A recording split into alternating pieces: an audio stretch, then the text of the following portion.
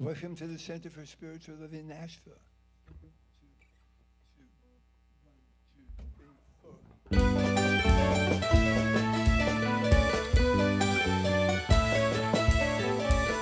Everybody was fussing and fighting, a day I'll never forget. It rained days, straight days down on the school. The playground was soaking wet. We were stuck inside, losing our minds. The teacher was shaking her head. When an idea hit her, she jumped straight up. This is what she said: we've got great big dreams and jelly beans. Let's sit down and share them with a smile. Talk about future things, how to grow stronger wings that will hold the world together for a while.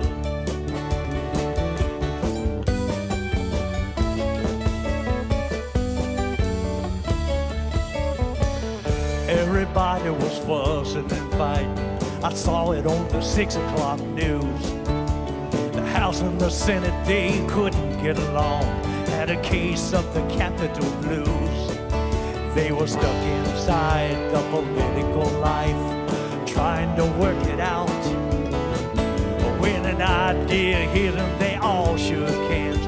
You could hear somebody shout, we've got great big dreams and jelly beans, always guaranteed to make you smile. Talk about future things, how to grow stronger wings that will hold the world together for a while. Red and yellow, black and white, lots of flavors in this life. Some for you, enough for me. That's the way it's got to be. Yeah. We got great big dreams and jelly beans, always guaranteed to make you smile.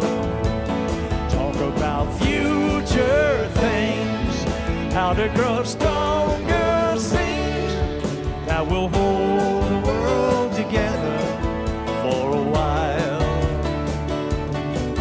That will hold the world together for a while.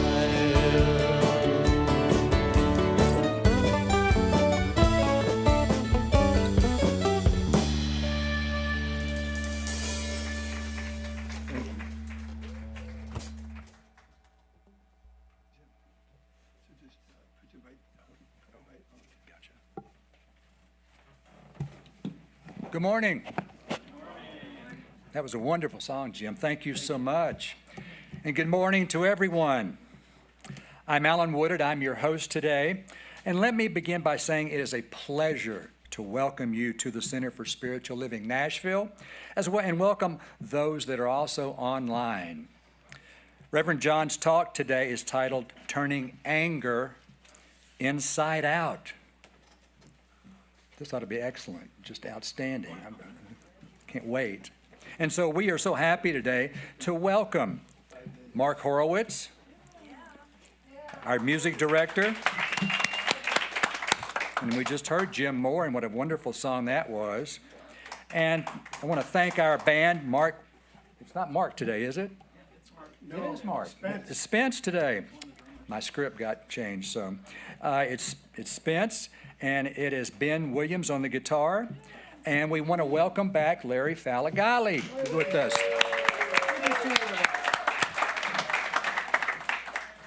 And if you are new here at the Center for Spiritual Living, we are an inclusive New Thought spiritual community, a place where ancient wisdom and practical spirituality meet. We believe that each of us is a unique, individualized expression of infinite spirit, and that life is an outward expression of that perfect truth. Rather than following a single religious tradition, we draw from the deep wells of universal spiritual wisdom rooted in the science of mind philosophy of Ernest Holmes, teaching that our thoughts have the power to shape our lives and that love is the great transforming force in the universe.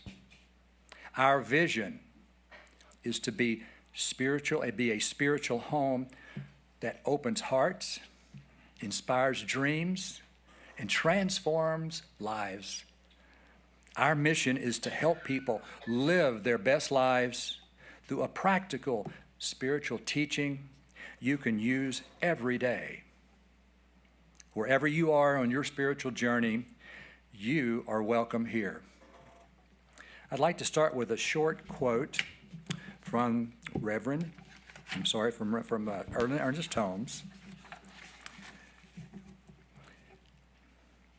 The one seeking to demonstrate the power of spiritual realization in everyday affairs should believe in divine guidance and that everything in life is controlled by love, harmony, and peace. So if you will now relax in your seats, your chairs, I'm going to do a short meditation, guided meditation.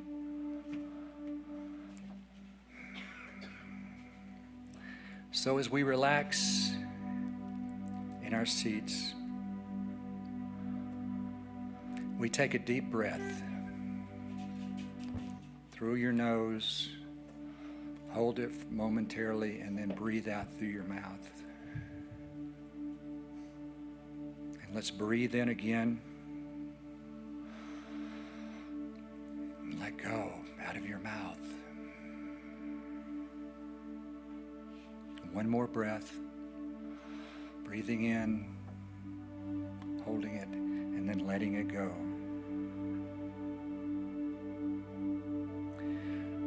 We are here, infinitely safe within each other's presence, cradled by the support of the Divine Spirit. Lovingly accept all the feelings around you. Then let them go. Let them move on without judgment. Say goodbye. And then return to the rhythm of your breathing.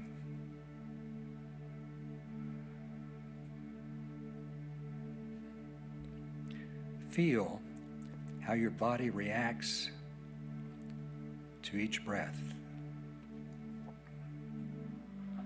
Up and down. Up and down.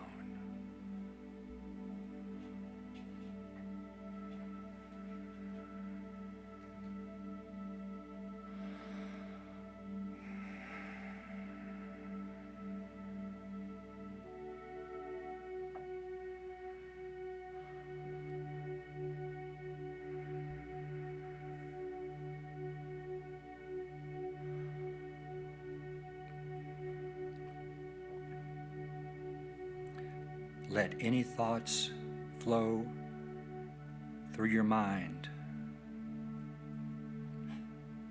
It's normal. You belong. Let any uneasiness dissipate into the air and get carried away from you. Just focus on the breath going in and out of your body.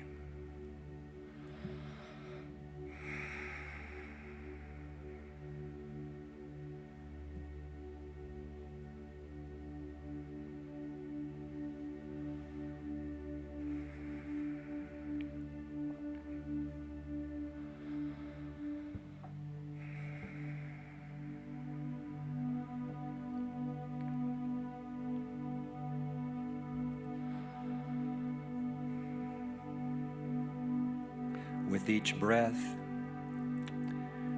repeat the phrase to yourself, I am whole, perfect, and complete.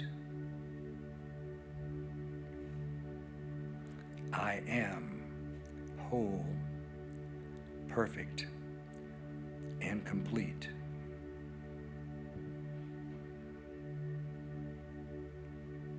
Follow the thought along with your breath pattern.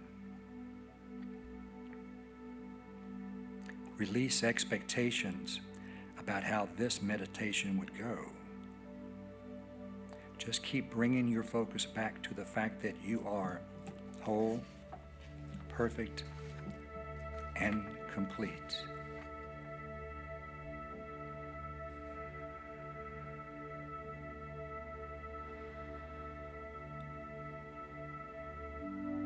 Feel your diaphragm rise and fall with each passing breath.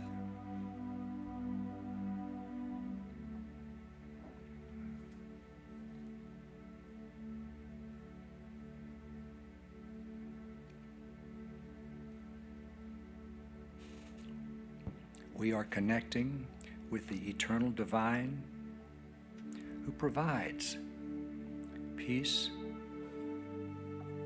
and inner calm.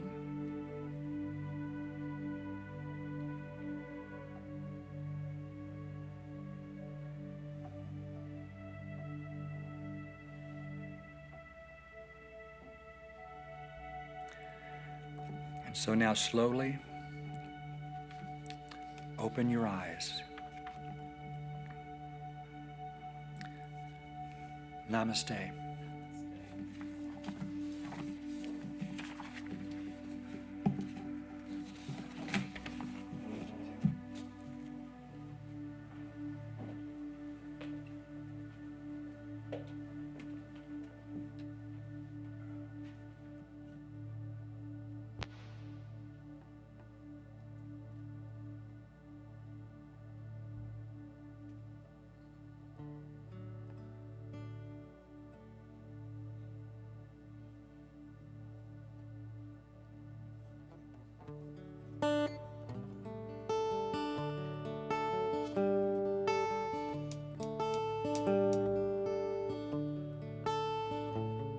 Leonardo had a dream of a flying machine.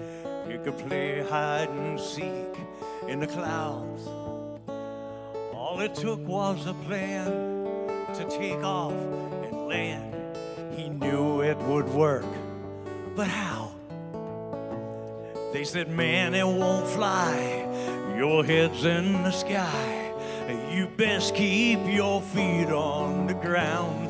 But he had a dream, and though everyone else wondered why, he knew one day it would fly. And that's why we keep dreams alive. Ben Franklin had a kite and a vision of light, and out shone the moon and the stars.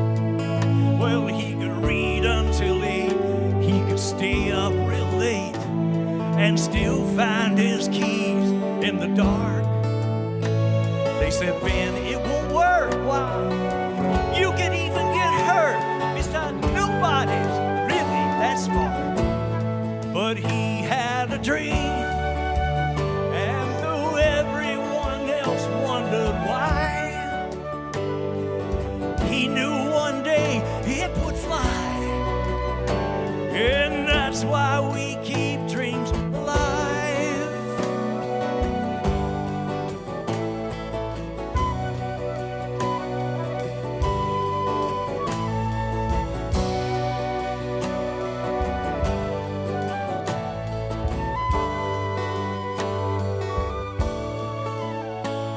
Now you take Dr. King when he walked on the scene with his talk about freedom and peace.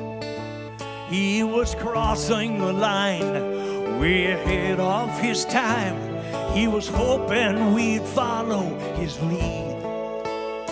They said, Martin, no way. You're making big waves, and you're only one fish in the sea. But he had a dream, and everyone else wondered why. But he knew one day it would fly, and that's why we keep dreams alive. He had a dream, and when nobody thought it would roll, he drove it straight down the road. He gave us somewhere to go. Yeah, he had a dream. He had a dream.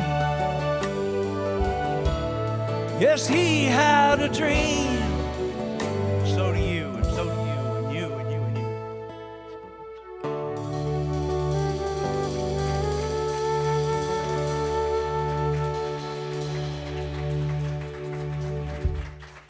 Jim Miller.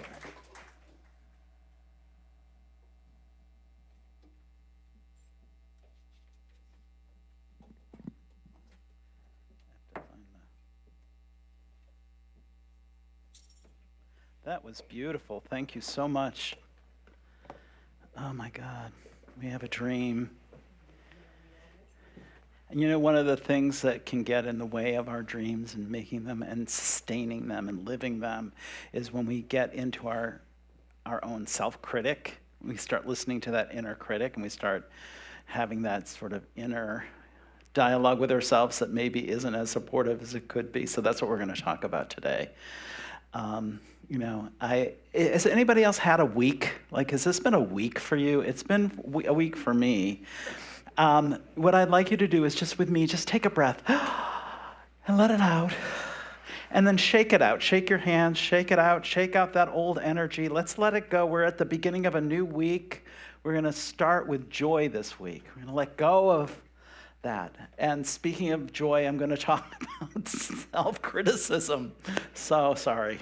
Anyway, I have two stories for you. One is Buddha, and I think the other one is from Eastern tradition. I can't remember which one, but this first story is called The Second Arrow. And it's not really a story about anger, self-anger, but I like the story anyway, and I think it fits what we're going to talk about today. And the second arrow is everything. You know, when we get hurt, if we get hit by an arrow, it hurts and it's wounding. But then there's the second arrow, and that second arrow is that commentary that we add to it, like, how could I let this happen? What's wrong with me? I should have known better. I always screw things up.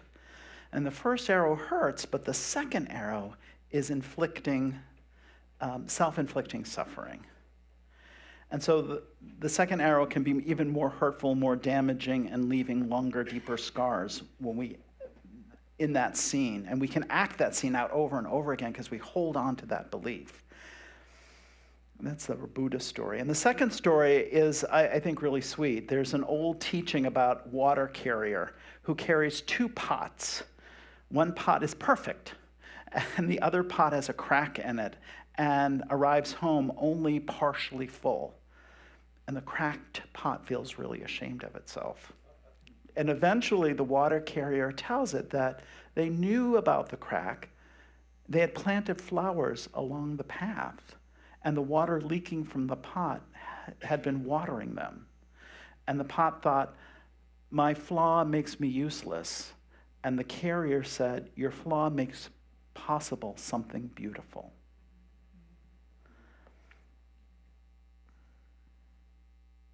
When we can see clearly, we can see that where we may see many flaws in ourselves can also be a place where we can contribute our greatest good.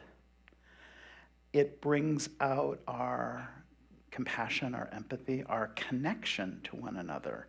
When we realize, I'm not perfect, but you know, I see the imperfections in you, but I can love you for them because we are one in moving our consciousness to this greater love, light, joy, laughter, peace, wholeness. And we can model that self-grace and hold compassion for ourselves, hold compassion for others. Anger within ourselves is really just another form of fear dressed up, emotionally charged.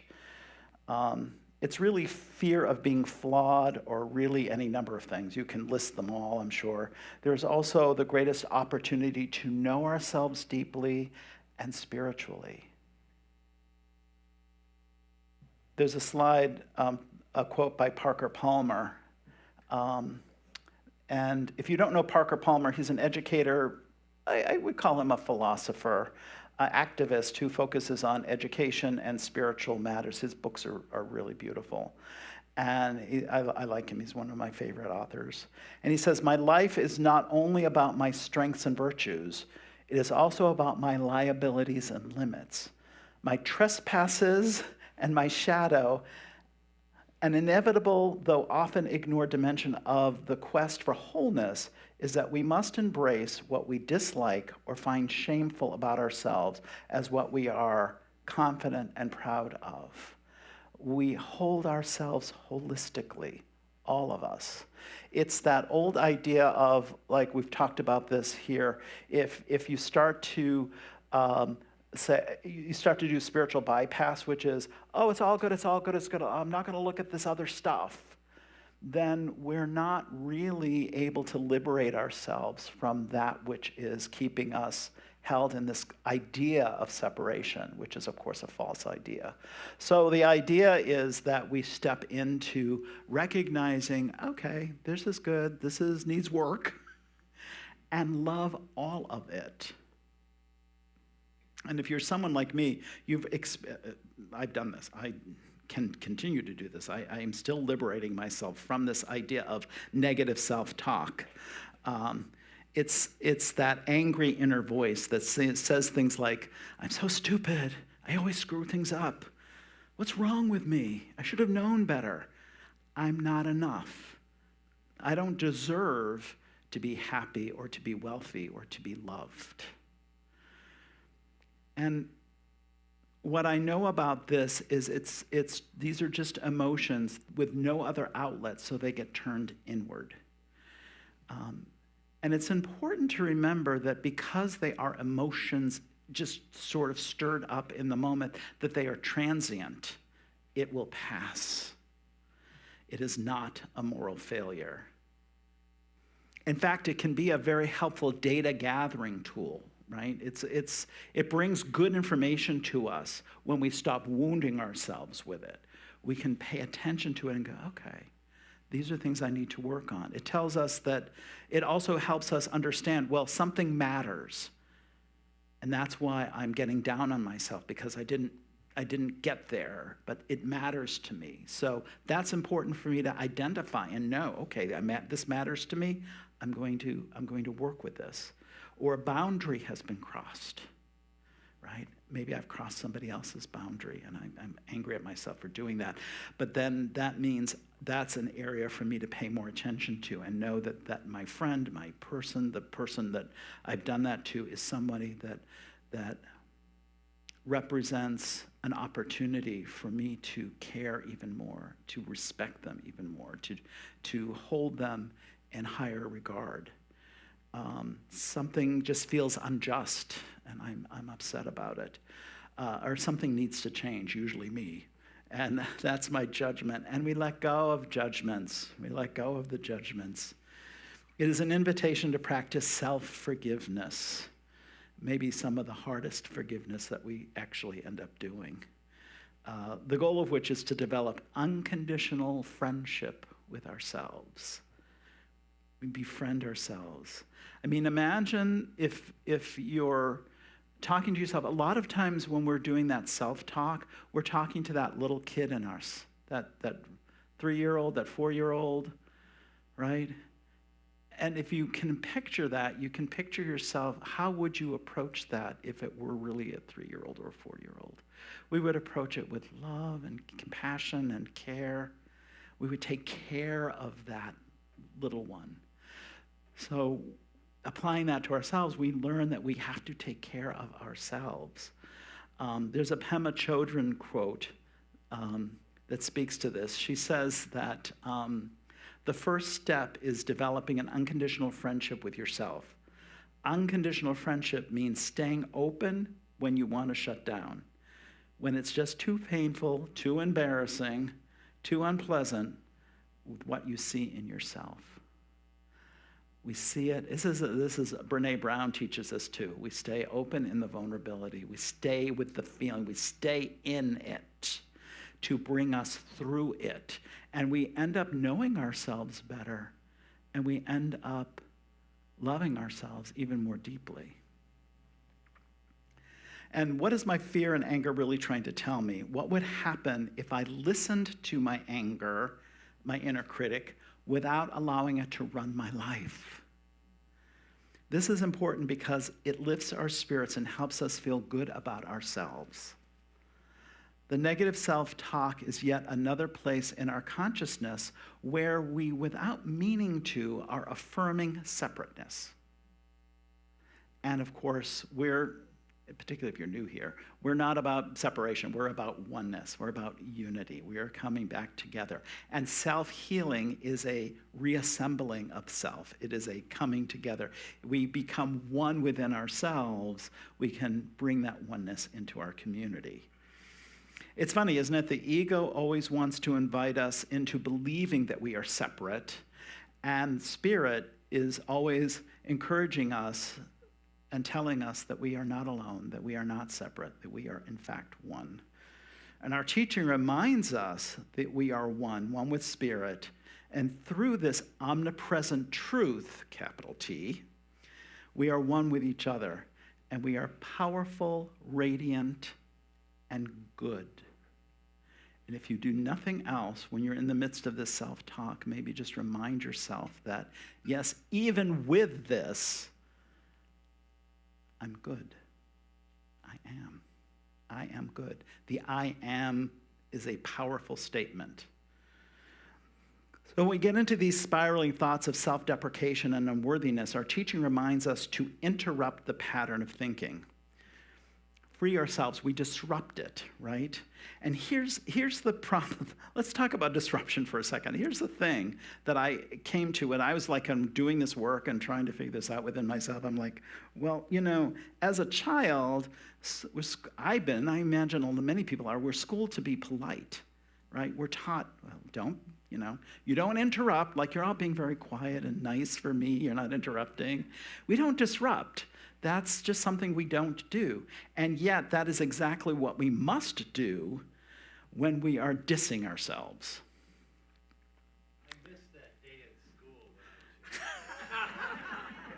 John.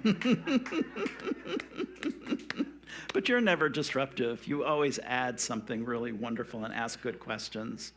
So what happens is we get the triple whammy, right? We get down on ourselves for having negative thoughts. We get angry because we're creating negative experiences from these thoughts.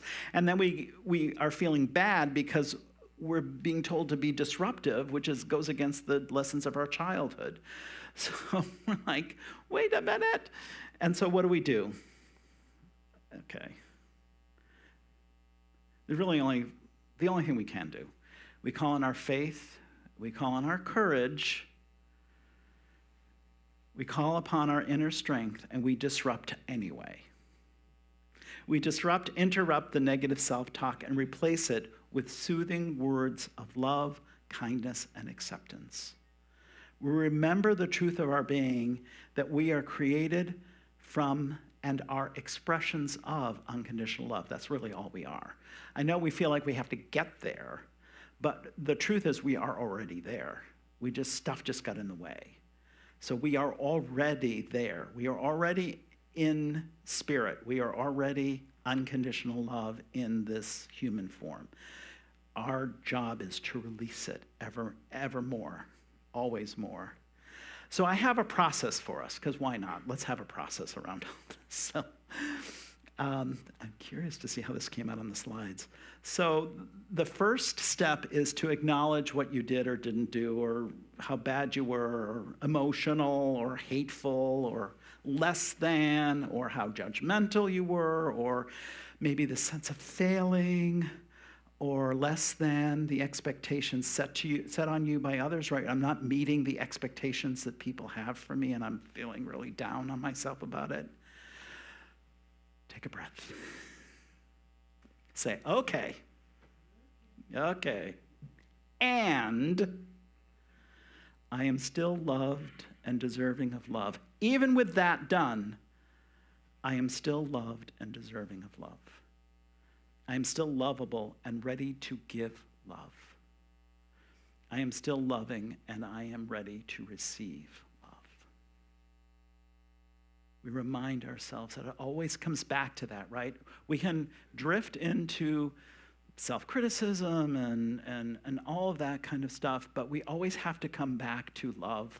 We always have to come back to center. We always come back to this beautiful spiritual consciousness. That is the lesson. That really is what we're here to do. And, because that's not enough, I'm going to give you a task.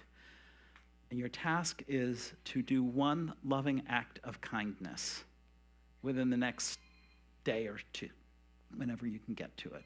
But what I like is a random act of kindness. So if you're in the drive-thru at Starbucks, pay for the coffee for the car behind you. Or if somebody's struggling at the grocery store, help them with their checkout. Or, I don't know, there was somebody carrying a chair at my apartment complex today, so gave them a little hand because they were like, it wasn't heavy, it was just awkward.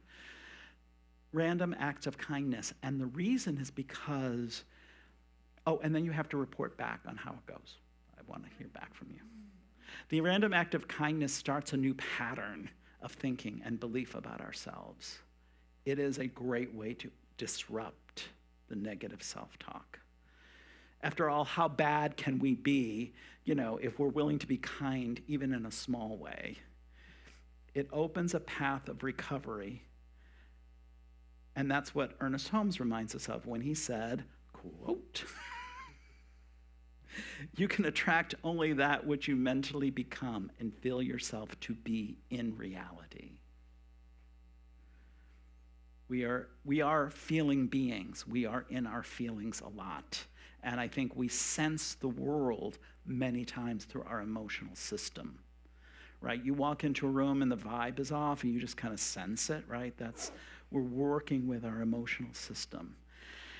And so it is a powerful tool that we can use as we evolve into this greater consciousness. We were talking about it a little bit this morning about how we're in this world of duality.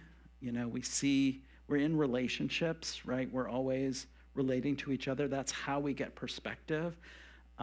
If we didn't have this sort of you're over there, I'm over here kind of situation, we wouldn't get any perspective on it. There is a wonderful book called The Divine Dance by Richard Rohr. And the actual book is really about the Trinity. Do you all remember the Trinity? Did you ever have that in your childhood religion, right? Father, Son, and Holy Spirit, or Father, Son, Holy Ghost. He said, it was funny when he was in seminary, because he's on that Christian path. He said when he was in seminary, he was asking about it, and he said, I don't really understand this. Like, what is the Holy Spirit? What is the Holy Ghost? What is this thing that we're believing in? And he was basically told, we don't know, never mind, you just believe it. What he suggests is that if we think about it this way, if there's only one, then I have no way of getting any perspective. If there's just two of us, then it can become almost adversarial, because we're both seeing the good, but we're also seeing the bad. But when there's three, or even more, but when there's three, we now create a vortex. We now create a system where we can evolve, where we can share and move and grow and blossom. That we are in relationship like this for a reason, because it helps us evolve up our consciousness. And it helps us heal that self-critic, or silence it, or quiet it down at least. that self-deprecation, that self-judgment, we can forgive ourselves. And because we can forgive ourselves, we can forgive each other. And if we can do that, then we are really on our path to really seeing a world that works for everybody, because it is a world of love and acceptance and inclusion.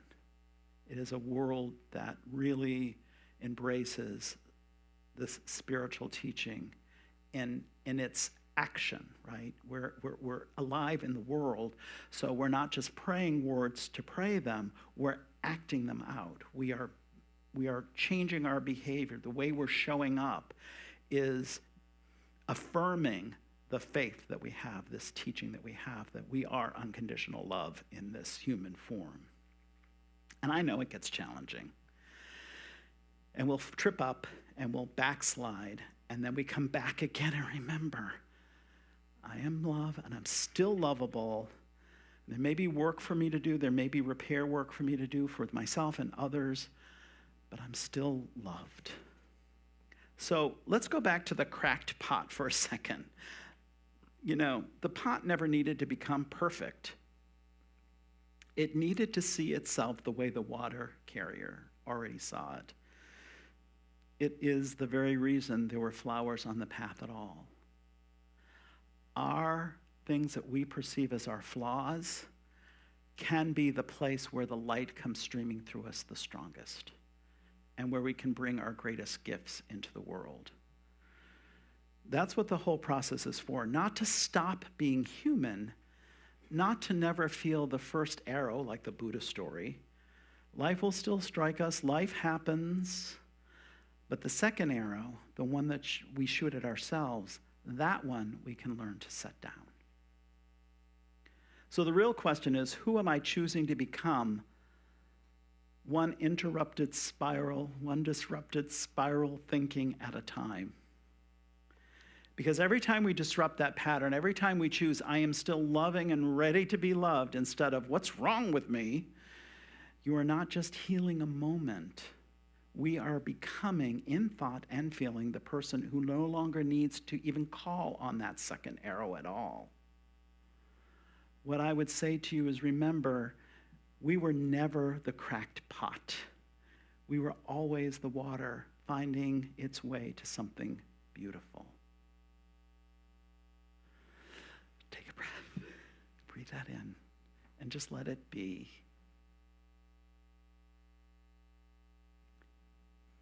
Can you just let go of that commentary?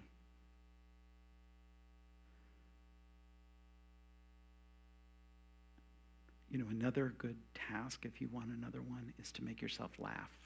Because when you laugh, you can't be angry at yourself at the same time. So I want to take this into prayer, and I'll invite up practitioners if you want to come up and hold space with me. I love that. This is an opportunity for the community to see our practitioners who are here to hold prayer for you. Anytime that you need someone to hold prayer, these are people who've dedicated themselves to being a clear channel for this love and this energy, and they are kind of brilliant. And I will say that I know for a fact that not only are they great at this prayer work, they are great at recognizing the demonstration of it.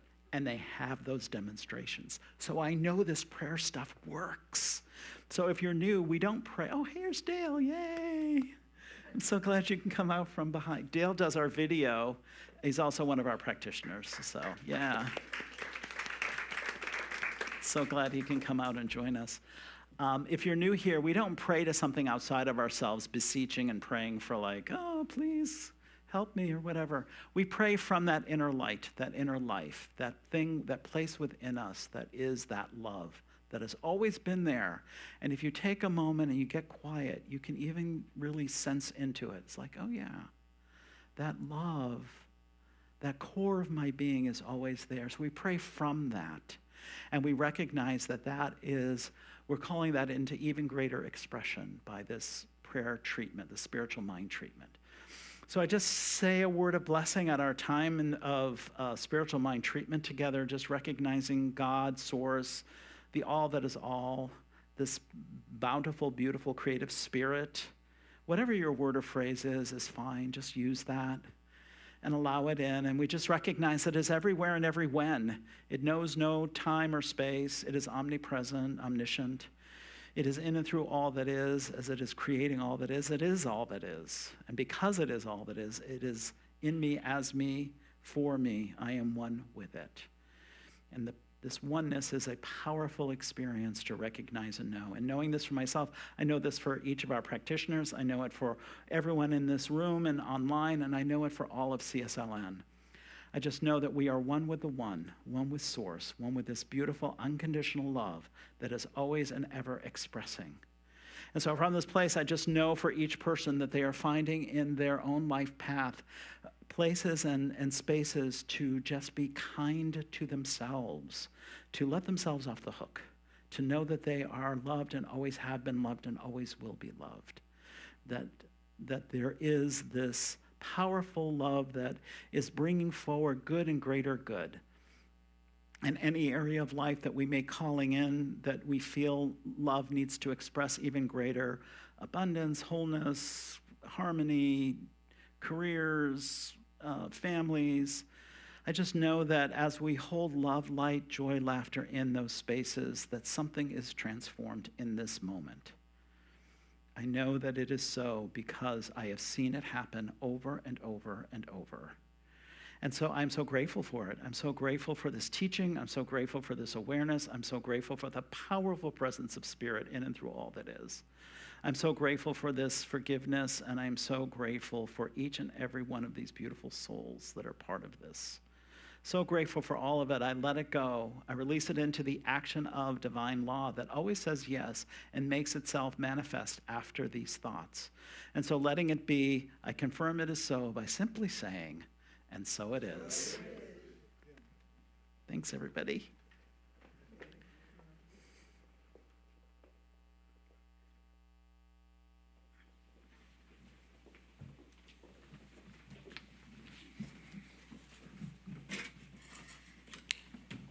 Thank you, Reverend John. That's very powerful, and each one of us can take this with us to live an even more wonderful life. So at this time, the law of giving and receiving shows us that when we give, we receive even more.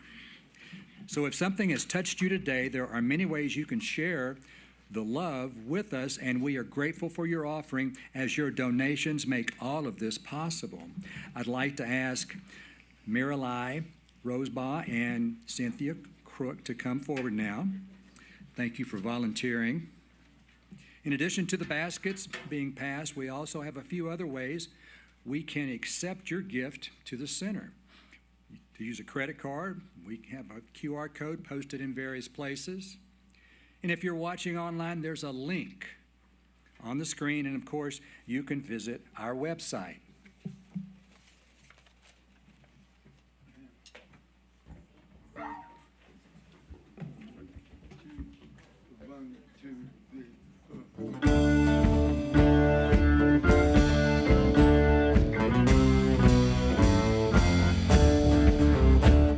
Goliath was a giant man, champ of the Philistines. He was a big troublemaker, wore a huge pair of jeans. David was a shepherd boy, kept his father's flock, had a little piece of leather, and he was handy with a rock.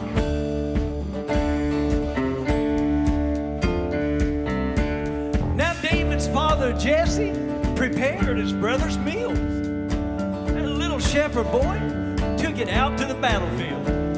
Goliath was shouting, and Saul's army was in a bind. Little David went to face him, and this was on his mind. Can't measure faith with another of faith. It's what's in your heart that is true. Well, you may feel small, not as big or as tall. That rock is mightier than you.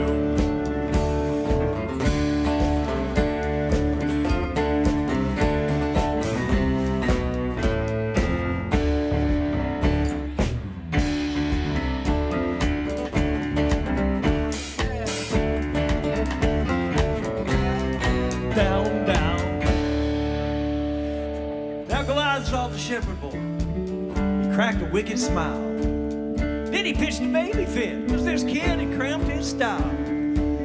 That little piece of leather, we call it a slingshot. David got a victory. Goliath got a piece of the rock. You can't measure faith by height or by weight. It's what's in your heart that is true. Well, you may feel small, not as big or as tall. That rock is mightier than you. Yeah, now you can't measure faith by height or by weight. It's what's in your heart that is true. You may feel small, not as big or as tall. That rock is mightier than you. When you're faced with a test, you just give it your best. That rock is standing with you. All right, that rock is standing by you.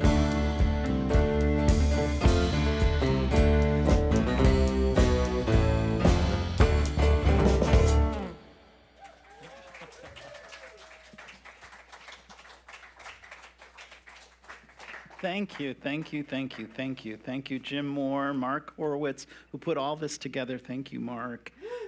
Ben Williams. Let's have a nice hand for Larry coming on bass. Larry Faragalli. Spence Strand. Thanks, Spence. Thank you all so much. Jim's had an incredible career. If you want to hear more about it, ask him, because he's incredibly impressive. So we're so lucky to have him. Thank you for being here. Yeah. Today, among other things, is Volunteer Sunday. We're going to celebrate our volunteers. And yeah, thank you. Oh my goodness, we cannot do this without you. We cannot do this without our volunteers. It is a community that comes together and creates something extraordinary every single week here at CSLN. And so sincerely grateful for all of you who contribute. And we're honoring people who have volunteered pretty regularly. And we have a gift for you, as you may see on the tables over here. So I'm gonna call your name, so please, you're going to make you stand up to go get your gift so everyone can see you and acknowledge you and know that you've been just a joyful part of this experience in creating this love here in our room. And the first person on my list is AJ Bilger. Jacqueline Carrillo, she may be in with the youth, so we'll save that for her. Marietta Carter. Yeah, Marietta is a powerful prayer, by the way. If you ever, she's amazing. Mary Lou Cohen. Is Mary Lou here? Oh, she's not here. Lima Dickens. Lima, I know you're here. Where are you? So she'll show up. Cynthia Crook, who's one of our greeters today. Sherman Dunn. Yay, Sherman. Sherman is great. Sherman is just great. Gordon Ellis. Yay. So be sure, if you are unable to get to Brian right away, be sure to see him after the service. Sue Franklin. Yay, Sue. Meredith Green. Oh, there she is. Gary Hoffman. Is Gary here today? David Jester. I know you're here. Yeah. If you don't know, David is our treasurer. John Kiefer.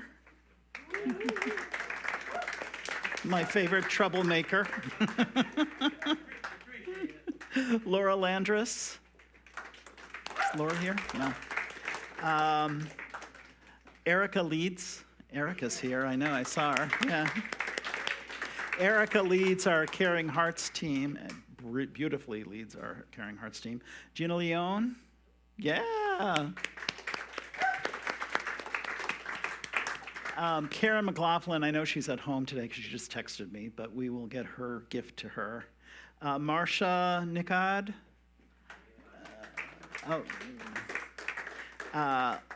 And Susan Prim. We love you, Susan. Woo! Ursula Roden. Yeah. Dale Rogers. There's Dale again. Dale leads the practice once a month. If you haven't experienced that, it's worth checking out. Mary Isla Rosenbaugh. Mary Isla Rosenbaugh. Marla Sanderson.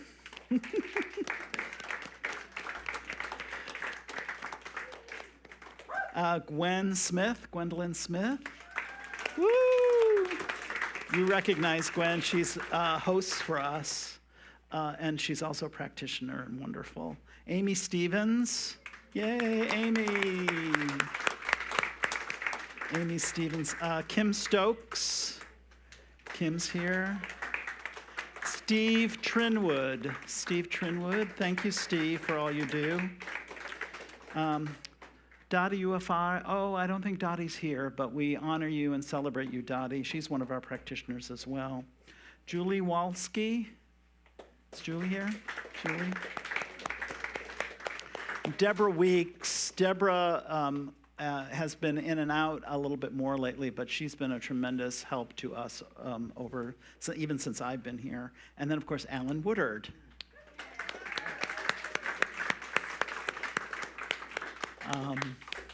Forgiveness, please, if we've left anybody off the list, and please make sure that you let me know or let Brian know, and we'll be sure to add you as we do this in the future. But really, thank you so much for all your gifts, your time, your treasure, your talent. It makes all the difference, and it really makes CSLN what it is. So we do have a potluck after this. I went to Costco with a couple friends, and we really did a great job. Oh, yeah, Lima, you have a gift. Thank you for your service. Be sure to check with Brian. So we have a great potluck. There's lots of really good food. So stick around, have some lunch with us, and thank you again for your volunteerism. And of course, thanks to the band. If you want to know what's happening at the center, there is a program, and please check out the website. I want to just point out a couple things. One is that we have a new book study starting with Jacqueline, who is kind of brilliant. And it's As a Man Thinketh, and I know it's gendered, so, but it's because it's an older book. But it really is about how to stay centered in the midst of all the turmoil that may be happening in and around us, and to hold true to those spiritual principles. It's a really great book, and she's a really great facilitator. And then on Saturday the 29th, we're going to try this. We're going to start a healing circle. I'm calling it the Ho'oponopono Circle. And either you know what that is or you don't. If you don't, then come and you'll learn what that is. But it isn't a class and it isn't a teaching. It's really a gathering to hold that healing consciousness for each other and for the entire community. So we really want, if you don't know, New Thought was actually founded by people who had healings through the teaching. And so we want to rediscover that for ourselves and our center. So, and there's a bunch of other things, a lot of other things, so please check it out. Am I forgetting anything, anybody that I should be saying? Anybody out there? Okay, I don't hear anybody. Oh, what is it? Welcome visitors, thank you. See, Dale helps me. I don't know where I'd be without him. So anybody here for the first time? Do you want to raise your hand and say hello? Anybody? Yeah. Thank you. I hope you found something here that was spoke to you and that you consider making this your spiritual home. And please make sure you get a welcome packet and stay and have some refreshments with us. And also, don't leave with anything heavy on your heart. If you are in need of prayer, please seek out one of the practitioners that you saw up here, and they would be happy to hold prayer for you. Sometimes it's easier to have somebody else do it, but we can't quite get out of our own head. They are amazing and brilliant. And also, for our online friends, thank you. Don't forget to like and subscribe and even share the video on Facebook or in other social media platforms. And with all that said, I'm going to move us into our closing affirmation so we can get to the food. I'm hungry. If you'll say this with me, the power from within expresses through me. Today I am whole, healed, and restored. Today I joyfully receive my abundance. Today the truth has set me free. Thank you, everybody. So it is.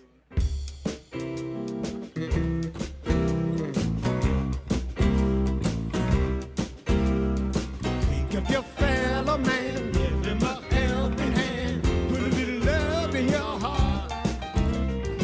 You see it's getting late, oh please don't hesitate, put a little love in your heart, and the world will be a better place, and the world will be a better place for you and me. Just wait and see. Yeah. Take a good look around, and if you're looking down, put a little love in your heart. I hope when you decide, kindness will be your guide. Put a little love in your heart, and the world will be a better place. And the world will be a better place for you and me. You just wait and see. Put a little love in your heart. Put a little love in your heart. Put a little love in your heart. Put a little love in your heart, yeah. Put a little love in your heart. Put a little love in your heart. Put a little love in your heart, yeah. Put a little love, yeah, in your heart.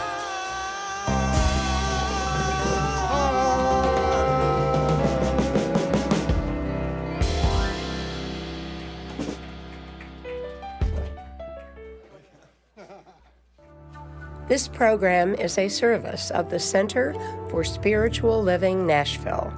May your life be filled with joy and prosperity in every way. Learn more about our programs or contact one of our practitioners at our website, cslnashville.org. You may also want to follow us on Facebook at CSLNASH. You can make a big difference with your financial gift at loveCSLN.com. Please share the link to this program with a friend and join us again next Sunday. Have a wonderful week.